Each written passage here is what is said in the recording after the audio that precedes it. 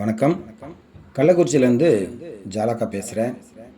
ஸ்ரீ ஜாலகா தேவி ஆன்மீக அறக்கட்டளை மற்றும் மாந்திரிக விழிப்புணர்வு பயிற்சிக்குழு. இன்றைக்கி பார்க்க போகிற பதிவுகள் பார்த்திங்கன்னா, சாஸ்திரங்கள். இந்த சாஸ்திரங்கள் பற்றி ஏற்கனவே பதிவு போட்டிருக்கேன். பார்க்காதவங்க நீங்கள் திரும்ப பார்த்துக்கலாம். இப்போ இதில் வரக்கூடிய ஒவ்வொரு பதிவுகளும் என்னுடைய அனுபவங்களை கொண்டும் மற்ற குருமார்களிடம் கேட்டு தெரிஞ்சு சில விஷயங்கள் புத்தகத்திலேருந்து அது எல்லாத்தையும் படித்து என்னுடைய அனுபவ ரீதியாக இந்த பதிவெல்லாம் கொடுக்குறேன். சாஸ்திரத்தை பற்றி பார்ப்போம். இந்த சாஸ்திரம் அப்படின்னா என்ன? உண்மையுமே நிறைய பேர்த்துக்கு இது தெரியறது கிடையாது. சின்ன சின்ன விஷயங்களாக தான் இருக்கும். ஆனால் அது நமக்கு வாழ்வில் பெரிய ஒரு மாற்றத்தை ஏற்படுத்தக்கூடிய ஒரு வழிகாட்டி தான் அந்த சாஸ்திரம். இதில் பார்த்தீங்கன்னா, செண்பக பூ இருக்கு இல்லையா? செண்பக பூவினால் முருகனுக்கு இப்போ நமக்கு சந்திராஷ்டமம் நடக்குது அப்படின்னா, அந்த சந்திராஷ்டம காலத்தில் செண்பக பூவால் முருகனுக்கு அது மாலையாக கட்டியோ அல்லது அர்ச்சனை பண்ணியோ அதை செய்து வந்தோம் அப்படின்னா நமக்கு சகல சௌபாகியங்கள் கிடைக்கும். நம்ம போகிற காரியங்கள் வெற்றி அடையும்.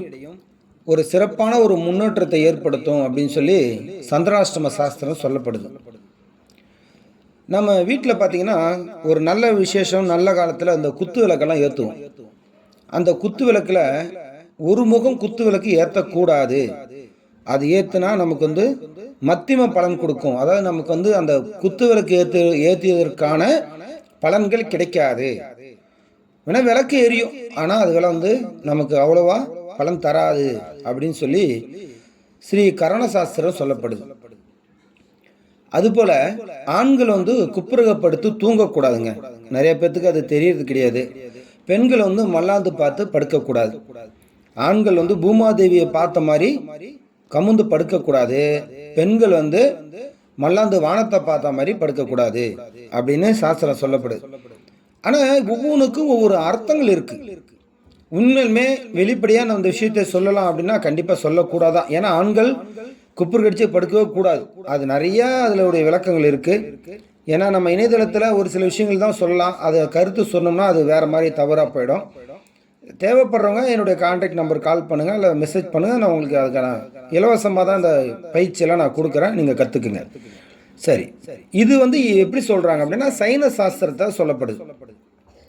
அதே மாதிரி இந்த அரச மரத்தில் இருக்கக்கூடிய குச்சிகள், அரசங்குச்சி, ஆலங்குச்சி, இந்த எருக்கங்குச்சி, இந்த இழுப்ப குச்சி, இந்த மாதிரி குச்சிகள்லாம் என்ன செய்யணும் அப்படின்னா ஏகத்துக்கு மட்டும்தான், அதாவது வேள்வின்னு சொல்லக்கூடிய யாகசாலைக்கு மட்டும்தான் பயன்படுத்தணுமே தவிர அடுப்பு எரிக்க பயன்படுத்தக்கூடாது.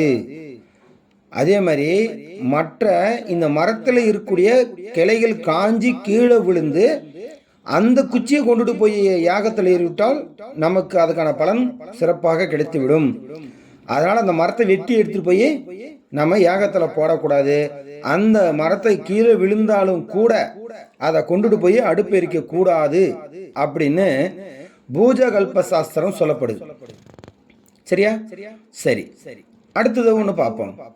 சொந்த பந்தங்கள் இருக்காங்க இல்லையா? ஒரு மரண வீட்டுக்கு போயிடுறாங்க, ஒரு சாவு வீட்டுக்கு, ஒரு பிரயோதமான இருக்க வீட்டுக்கு போகிறோம்.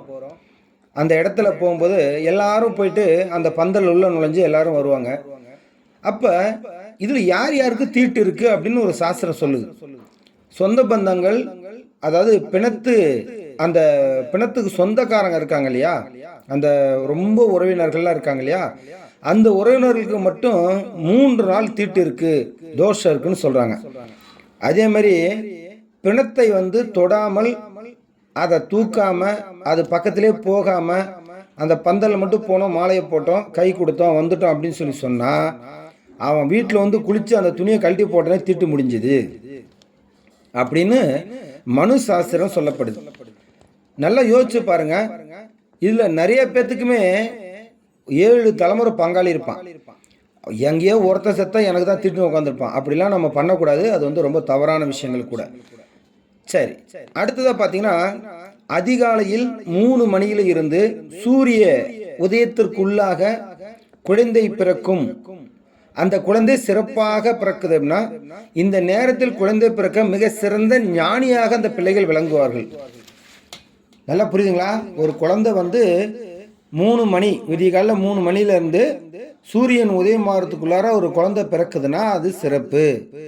இந்த நேரத்தில் பிறந்த குழந்தைகள் ஆணாக இருந்தாலும் பெண்ணாக இருந்தாலும் ரொம்ப ஞானியாக அறிவு தேர்ந்து நல்ல படிப்பறிவோட சிறப்பான ஒரு குழந்தையாக அந்த குழந்தை இருக்க வாய்ப்பு இருக்கு அப்படின்னு மானிட சாஸ்திரம் சொல்லுது. அது கூட மானிட ரகசிய சாஸ்திரம்.